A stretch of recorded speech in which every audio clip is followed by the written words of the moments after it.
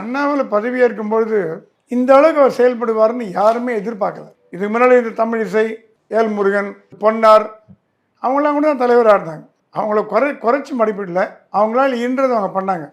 ஆனால் அண்ணாமலை புலி பாய்ச்சலில் பாய்ஞ்சார். 3 வருடங்களுக்கு முன்பு இருந்த பாஜகவும் இப்போ இருக்கிற பாஜகவும் எங்கேயோ போயிடுச்சு டிஃப்ரென்ஸ். அந்த மக்கள் ஆதரவு பெரும் ஆதரவு. ஏன்னா அது அண்ணாமலையோட அணுகுமுறை. அவர்கிட்ட ஒரு பழக்கம் நான் பார்த்துருக்கேன். எல்லா தொண்டையும் தோளில் கை போட்டு பேசுவார். அண்ணே சௌக்கியமாக இருக்கீங்களா, எப்படி இருக்கீங்க, அந்த ஃபிசிக்கல் டச் உண்டு. பெண்களை கூட மரியாதையாக அக்கா எப்படி இருக்கீங்க, அம்மா எப்படி இருக்கீங்க, வணக்கம் போட்டு கும்பிடு போட்டு ஒத்தரியாக இண்டிவிஜுவலாக அவர் அட்டன் பண்ணுறதை நான் பார்த்துருக்கேன். இது வரைக்கும் யாரும் அப்படி சும்மா வணக்கம் போட்டு போயிட்டே இருப்பாங்க. தம்பி என்ன பண்ணுறீங்க, எப்படி இருக்கீங்க, உங்கள் தொகுதி எப்படி இருக்குது, ஒரு பர்சனல் ரேப்போ உள்ள ஒரு தலைவராக அண்ணாமலை பாஜக தொண்டர்கள் பார்த்தாங்க. நீங்க சொல்றத பார்த்தா அத்தனை பொறுப்பாளருடைய நேமம் மைண்ட்ல வச்சுக்கிட்டு எல்லாத்தையுமே அத்தனை பேர் மைண்ட்ல வச்சுக்கல. இன்னும் அவங்க கான்ஸ்டியூன்சியில் ப்ராப்ளம் கிட்டத்தட்ட சின்ன கலைஞர் மாதிரி பார்க்குறேன்.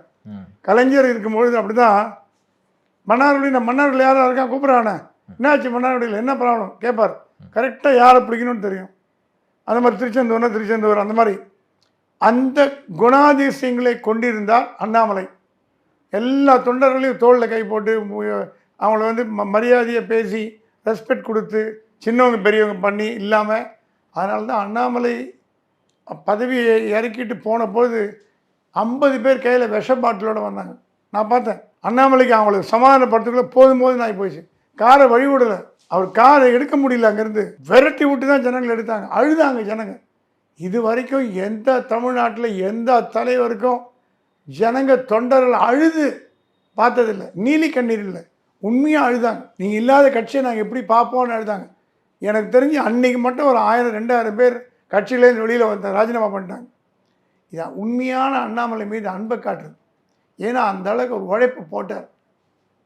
உழைப்பை போடலைன்னா அட அண்ணாமலை இருந்தால் இல்லாட்டி போட்டோம், நமக்கு என்ன எடுக்காட்டி போட்டோம் அப்படின்ற ஒரு எண்ணம் வந்திருக்கும். அண்ணாமலை போட்ட உழைப்பினால தான், அவர் காட்டின அன்பினால தான் இவ்வளோ பேர் விஷ பாட்டிலோட கையில் அலைஞ்சாங்கன்னா அது மிக இல்லை. ஸோ அண்ணாமலை ஒரு கிரியேட்டட் ஹிஸ்ட்ரி. தமிழக பாஜக வரலாற்றில் ஒரு சாதனை படைத்தார் அண்ணாமலைன்னா அது ஃபேக்ட். அந்த மாதிரி ஒரு சாதனை பண்ணக்கூடிய தலைவர் முன்னாடியும் பார்க்கல, பின்னாடி பார்க்க போதில்லை. இப்போ நயினாரை பற்றி கேட்குறீங்க. நயினார் நல்ல ஆளுமை மிக்கவர் தலைவர். அவர் பண்ணையார்னு கூப்பிடுவாங்க. பண்ணையார்னா நயினார்னு அர்த்தம். அதுலேருந்தே தெரியுது உங்களுக்கு, அவர் இறங்கி பேச மாட்டார் மக்கள் கூட. அண்ணாமலை மாதிரி அவர் எல்லாரோடையும் பழகுவார்னு எதிர்பார்த்தீங்கன்னா தப்பு. பண்ணையார் குணம்னா பண்ணையார் மேல் தட்டு மக்கள் அப்படி வாங்க எப்படி இருக்கீங்க அந்த மாதிரி. ஸோ லீடர்ஷிப்பில் டிஃப்ரென்ஸ் இன் அப்ரோச் இருக்குமானா கண்டிப்பாக இருக்கும். அணுகுமுறை மாறும். பண்ணையார் அண்ணாமலை மாதிரி இருக்க முடியாது. அண்ணாமலை மற்ற தலைவர் மாதிரி இல்லையோ அந்த மாதிரி நயினார் நாகேந்திரன் அண்ணாமலை மாதிரி ஆக முடியும். ஏன்னா ஒரு மனிதனோட இன்ட்ரெஸ்டிக் குணம் மாறாதுங்க. நீங்களாக முடியாது, நீங்கள் நான் ஆக முடியாது. கண்டிப்பாக நம்ம 2 பேருக்கு உள்ள குணம் தான் இருக்கும். மோடி அதை வளர்த்துட்டார். மோடி குஜராத் சீஃப் மினிஸ்டராக இருக்கும்போது சாதா சீஃப் மினிஸ்டராக இருந்தார். எல்லாரும் மாதிரி ஒரு சீஃப் மினிஸ்டராக இருந்தார். அந்த பிரதமர் நாற்காலிக்கு வரத்தும் போது அவர் அப்படியே வளர்த்து அவர் அதை அப்படியே ஒரு கொடிகட்டி பறந்த மாதிரி பண்ணிட்டார். அதே மாதிரி தமிழ்நாட்டில் அண்ணாமலை பதவியேற்ற அன்னைக்கு அவர் யாருக்குமே தெரியாது. அண்ணாமலை ரிட்டையர்ட் ஐபிஎஸ் ஆஃபீஸர் வந்திருக்காருப்பா, ஏதோ வரப்போகிறதான் கட்சியில் என்ன பண்ணுறாரு பார்க்கலாம் அப்படின்னு தான் சொன்னாங்க. ஒரு சாதனை பண்ணுவார், ஒரு கிரியேட் பண்ணுவார்லாம் யாரும் எதிர்பார்க்கல. ஏதோ ஒரு சில பேருக்கு கிடையாது. என்ன கட்சியில் வேறு ஆளே கிடையாதா, ஒரு ஐபிஎஸ் ஆஃபீஸர் தூக்கி போட்டிருக்கீங்க, என்னத்தை பண்ண போகிறாரு, பெரிய கீச்சல் போகிறாரா அப்படி கேட்டவங்கலாம் கண்ணில் தண்ணி விட்டு எடுத்தாங்க. சரி, நயினார் மாஸ் லீடர் இல்லை. ஒரு லீடர் நல்ல குணம் உண்டு, குவாலிட்டி உண்டு, தலைமை உண்டு, தலைமை தாங்கும் தகுதி உண்டு, எல்லாம் குறை சொல்லலை. மாஸ் லீடர் இல்லை. கூட்டணிக்காக உருவாக்கப்பட்ட ஒரு தலைவர் தான் நயினார். நயினாரோட ரோலே கூட்டணி சமரசமாக போனோம், நல்ல ஒரு சௌஜன்யமாக போனோம் அப்படிங்கிற எண்ணம் தான். ஏன்னா அதிமுகவில் இருந்தவர் நயினார்.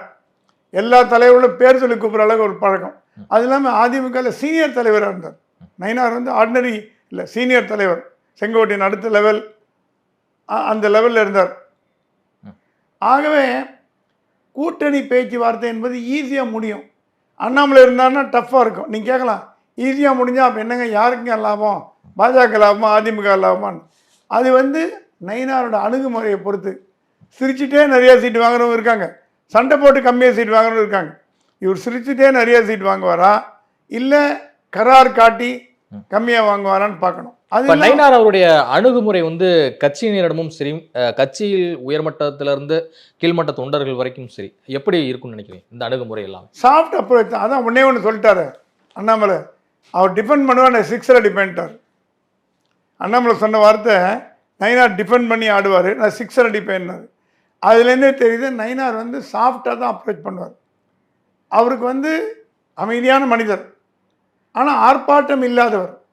அண்ணாமலை ஆர்ப்பாட்டம் மிக்கவர், அமைதியான மனிதன் சொல்ல மாட்டேன். அண்ணாமலை போனாலே கான்ட்ரவர்சி தான், பேசினாலே கான்ட்ரவர்சி தான். அதுதான் கட்சியை வளர்க்குறதுக்கு முக்கியம் நினைச்சார். அவர் போகிற பாதை வேறு வேறு பாதை.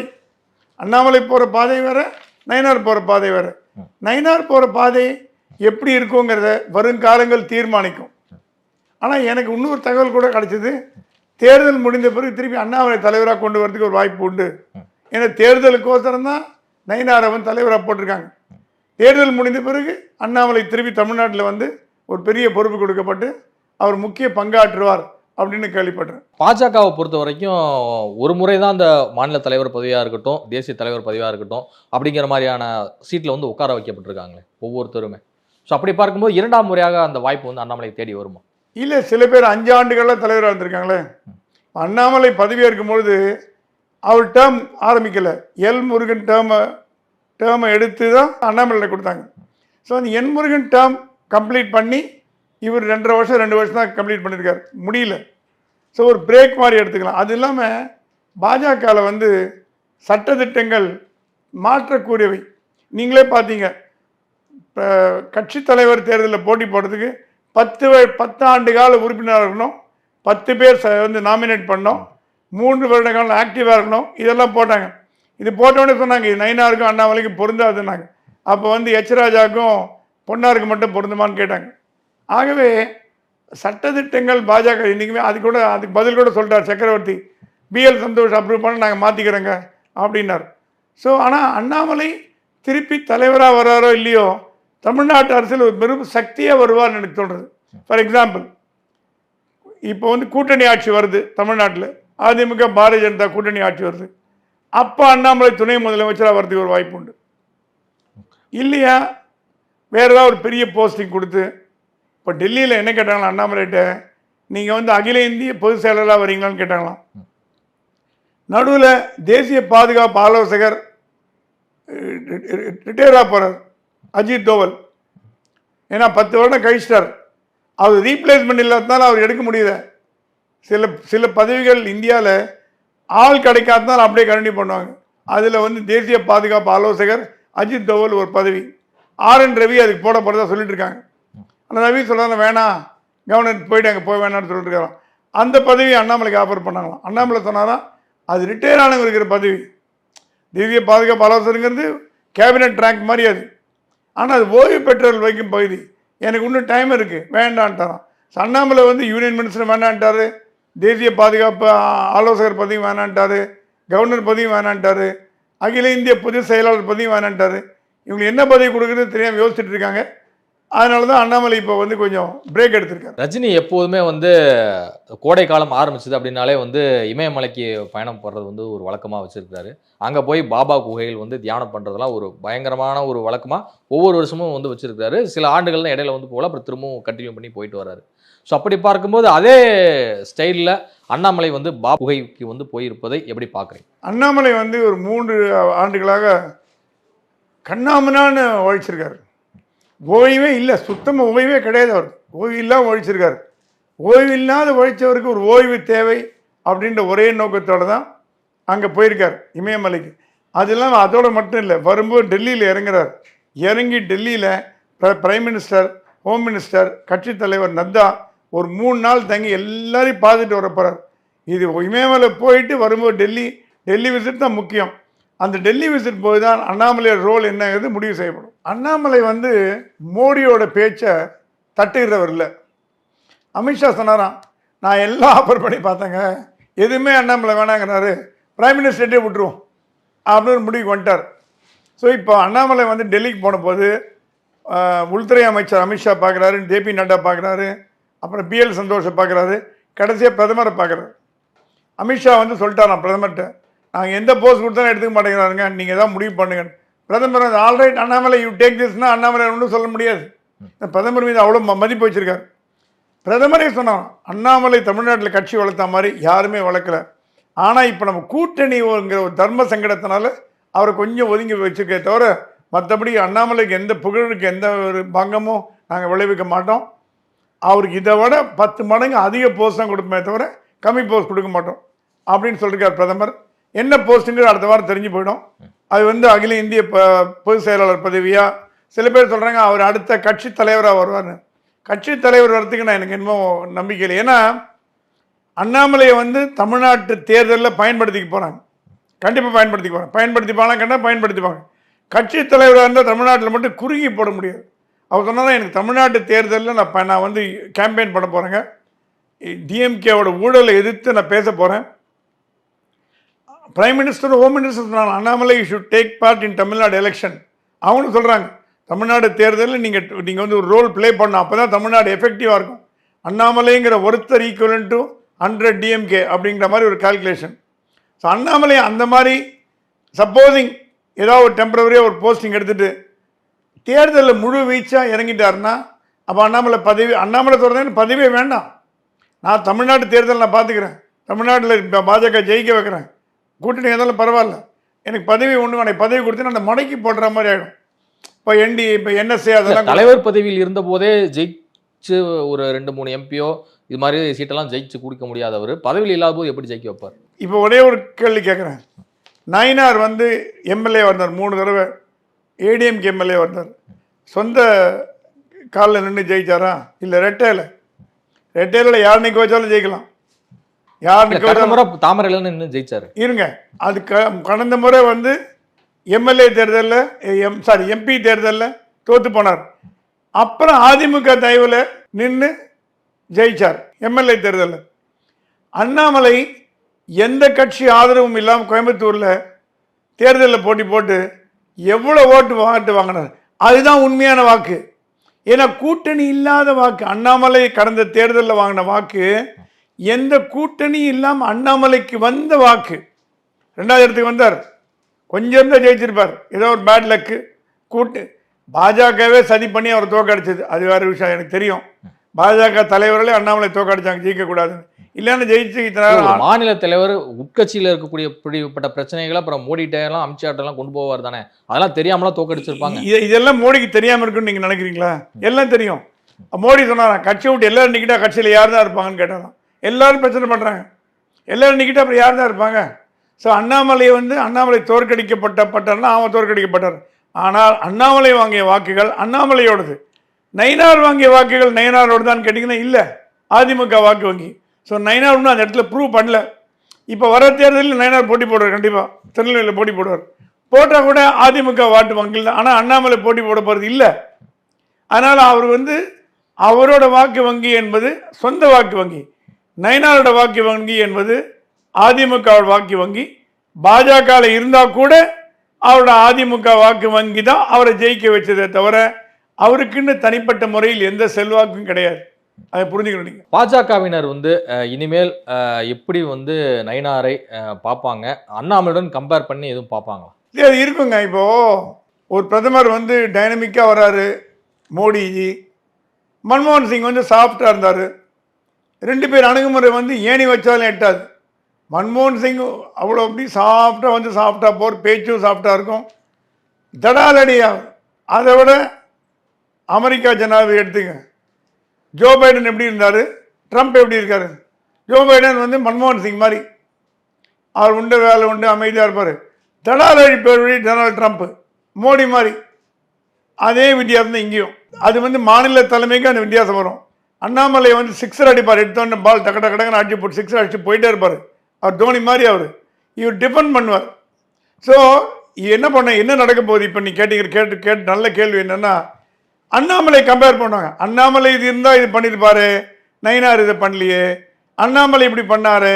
இது தர்ம சங்கடம் யாருக்குன்னா நயினாருக்கு தான் தர்ம சங்கடம். ஏன்னா ஒரு ரொம்ப நல்லா படிக்கிற ஒரு ஸ்கூல் பையனை போய் இன்னும் சாதா படிக்கிற பையனை பார்த்து அவன் நல்லா படிக்கிறான், நீ நல்லா படிக்கலாம், அந்த பையன் மனசு வருத்தப்படுற மாதிரி நயினார்ட்ட சொல்லுவாங்க, சார் அண்ணாமலை இருந்தால் இப்படி பண்ணியிருப்பாங்க சார், அப்படி பண்ணியிருப்பார் சார். அது உண்மையாக இருக்கலாம் பொய்யா நமக்கு தெரியாது. இது மனது வருத்தப்படும்படியான செயல்கள் நிறையா நடக்கக்கூடும்.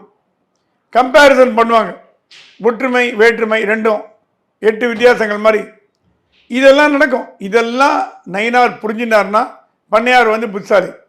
ஏன்னா அண்ணாமலை என்ற ஒரு இடத்து போனது அந்த வேக்குவம் வந்து ஃபில் பண்ண முடியாது. வேக்குவம் அது யாரால ஃபில் பண்ண முடியாது, அது கண்டிப்பாக அது டெஃபினட்டாக ஃபில் பண்ண முடியாது. ஓரளவுக்கு நயினாரால் செயல்பட முடியும்.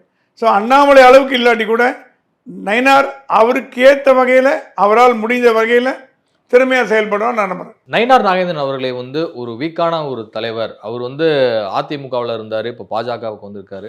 ஆனால் அதை எல்லாமே தாண்டி மக்களும் ஒரு குழப்பமான ஒரு மனநிலை வந்து கண்டிப்பாக நீடிக்கும் பாஜக தொண்டர்களிடம் அப்படிங்கிற மாதிரி வந்து சொல்கிறாங்க. இன்னொரு விஷயம் என்ன சொல்கிறாங்க அப்படின்னா, இப்போ எடப்பாடியுடன் கூட்டணி பேச்சுவார்த்தை நடத்தும் போது கண்டிப்பாக எடப்பாடி கட்டுப்பாட்டுக்குள்ளே தான் வந்து இவர் போவார், நயினாருடைய கட்டுப்பாட்டுக்குள் வந்து எடப்பாடி வரமாட்டார் அப்படிங்கிற ஒரு விமர்சனமும் வந்து வைக்கப்படுது. நயினார் நாகேந்திரன் அவர்களுக்கான அந்த லீடர்ஷிப் குவாலிட்டியை வந்து எப்படி பார்க்குறீங்க? நான் நீ கேட்ட கேள்வி நல்ல கேள்வி. அண்ணாமலை இருந்திருந்தார்னா எடப்பாடி அவர் கண்ட்ரோலில் கொண்டாந்துருப்பார். கூட்டணி பேச்சுவார்த்தை போது அண்ணாமலை இருந்தார்னா எடப்பாடியை லபக்குன்னு அப்படியே பிடிச்சி அவர் கண்ட்ரோல் கொண்டாந்துருப்பார். நயினார் அந்த அந்த அந்த தகு அந்த அந்த மாதிரி செய்வார்னு கேட்டிங்கன்னா செய்ய முடியாதுன்னு நான் சொல்லுவேன். அப்போ கடந்த முறை வாங்கின 20 தான் வந்து இது. ஆனால் இந்த வாட்டி என்ன பண்ண போகிறாங்க, பாஜக கோஆர்டினேட் கமிட்டி ஒன்று போட போகிறாங்க, ஒரு குழு ஒன்று போட போகிறாங்க. அந்த குழு தான் பேச்சுவார்த்தையை நடத்துமே தவிர தனிப்பட்ட முறையில் நயினார் நாகேந்திரன் பேச்சுவார்த்தை நடத்த மாட்டார். அந்த குழுவில் எச் ராஜா, பொன்னார், தமிழிசை, வானதி, முக்கியமான தலைவர்லாம் இருப்பாங்க. ஒரு 5 பேர் 6 பேர் கொண்ட குழு. அந்த சக்கரவர்த்தி, அந்த குழு தான் வந்து அதிமுகவிடம் சீட்டு பேரம் பேசும். ஒருத்தராக பேரம் பேச மாட்டாங்க. அண்ணாமலை ஒருத்தர் இந்த இடத்துல இப்போ 6 பேர் இருக்காங்கன்னா பாருங்களேன், அதுலேருந்து வித்தியாசம். அண்ணாமலை தனியாக இருந்தால் அவர் டீல் பண்ணியிருப்பார், இவங்க 6 பேர் டீல் பண்ண போகிறாங்க. அது இல்லாமல் நயினார் வந்து ஒரு பாப்புலரான லீடர் கிடையாது. இப்போ எச் ராஜாவது ஒரு பாப்புலர். ஏன்னா அவர் மைக் எடுத்தால் தடாரடியாக பேசுவார், கோயில் நிறைய பேசியிருக்காரு, திமுகவை நல்லா சாடுவார். எச் ராஜா மாதிரி திமுகவை சாடுறவங்க எந்த தைரியமாக பண்ணக்கூடியவர்.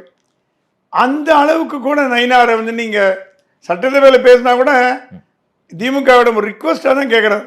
ஒரு அடித்து பேசி ஒரு எதிர்கட்சி தலைவராக இப்போ பார்த்தீங்கன்னா இன்றைக்கி போய் சபாநாயகரை பார்த்துருக்காரு. எதிர்கட்சி சட்டமன்ற பாஜக தலைவராக யாராவது தேர்ந்தெடுக்கப்படணும், அது காந்தியா இல்லை வானதியான்னு தெரியல. வானதி இருக்க வாய்ப்பு இல்லை, ஏன்னா வானதிக்கு ஆல்ரெடி அகில இந்திய பதவி கொடுத்துட்டாங்க, மகளிர் தலைவி கொடுத்துட்டாங்க. அதே மாதிரி காந்திக்கு தான் அந்த போஸ்ட் கிடைக்கும்னு நினைக்கிறேன், சட்டசபை பாஜக தலைவராக. காந்தி இல்லைன்னா சரஸ்வதி, 2 பேர் யாரோ. காந்தி சீனியர் மேன், காந்தி கொடுக்கப்படலாம். எப்படி இருந்தாலும் இருக்கிறதே 4 எம்எல்ஏ தான், அது இன்னும் பெரிய விஷயம் இல்லை. ஸோ இன்றைக்கி வந்து சட்டசபை சபாநாயகரை பார்த்து அவரோட ராஜினாமா கொடுத்து, ஏன்னா சட்டசபையோட பாஜக தலைவராக இருந்துட்டு பாஜகவோட ஸ்டேட் பிரசிடெண்ட்டாகவும் இருக்க முடியாது. ஒவ்வொருத்தருக்கு ஒரு பதவி தான் பாஜகவில். ஸோ காந்தி வருவாருங்கிறது என்னோட கணிப்பு. இதுவரை உங்கள் பல்வேறு கருத்து நன்றி சார். நன்றி.